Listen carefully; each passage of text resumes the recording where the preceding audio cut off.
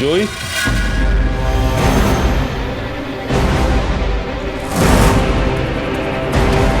বাবা,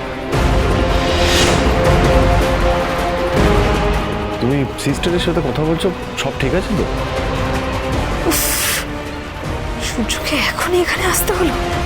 আমি অলির সাথে দেখা করতে এসেছিলাম, ক্যাবিনের বাইরে সিস্টারের সাথে দেখা হলো, তাই আমি ওনাকে জিজ্ঞেস করলাম অলি এখন কেমন আছে। সিস্টার, এক্সকিউজ মি, সিস্টার দাঁড়ান, সিস্টার এক্সকিউজ মি, হ্যালো। কি অদ্ভুত তো, আমি এত জোরে ডাকলাম উনি শুনতে পেলেন না। আমি ডক্টরকে ডেকে নিয়ে আসছি। ডক্টরের থেকেও বেশি অলির আমাদের দরকার। মানে অলি নিডস আস।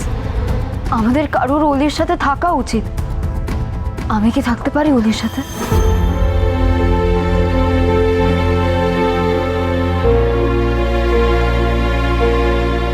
এতে জিজ্ঞাসা করার কি আছে, নিশ্চয়ই থাকতে পারো। তোমরা তো একে অপরের ভালো বন্ধু, best friend.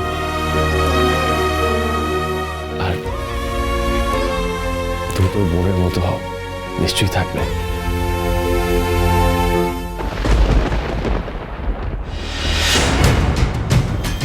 Are you sure সোনা এখনো তোমার বোন আছে? ও তোমাকে ভুলে গেছে রূপা। আর তোমার বাবা, সে তো এখন চারুর পিছনে ছুটছে। আই এম সরি জয়ী, আমি ভেবেছি তুমি হয়তো আমার উপর আর রাগ করে নেই, এখনো আমার উপর রাগ করে আছো, আমি বুঝতে পারিনি।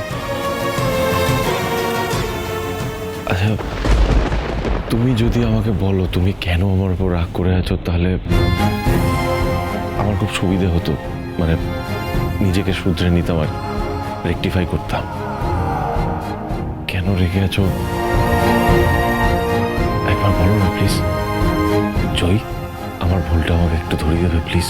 আমার এক কথা বারবার বলতে ভালো লাগে না। আপনি কেন বারবার আমার সাথে কথা বলতে আসেন? আমি আপনাকে পছন্দ করি না, এটা আমি কতবার বলবো আপনাকে?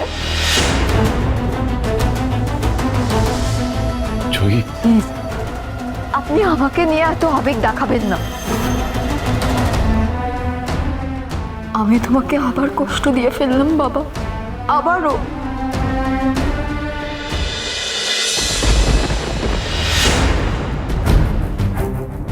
সরি জয়ী মা, তুমি প্লিজ কিছু মনে করো না। আসলে আমি তো তোমার বাবা নই, কিন্তু বাবার মতো, তাই আমাকে প্লিজ ক্ষমা করে দিও। আমার ভুল হয়ে গেছে। আসলে যখনই তোমাকে দেখি আমার না খালি আমার সরি।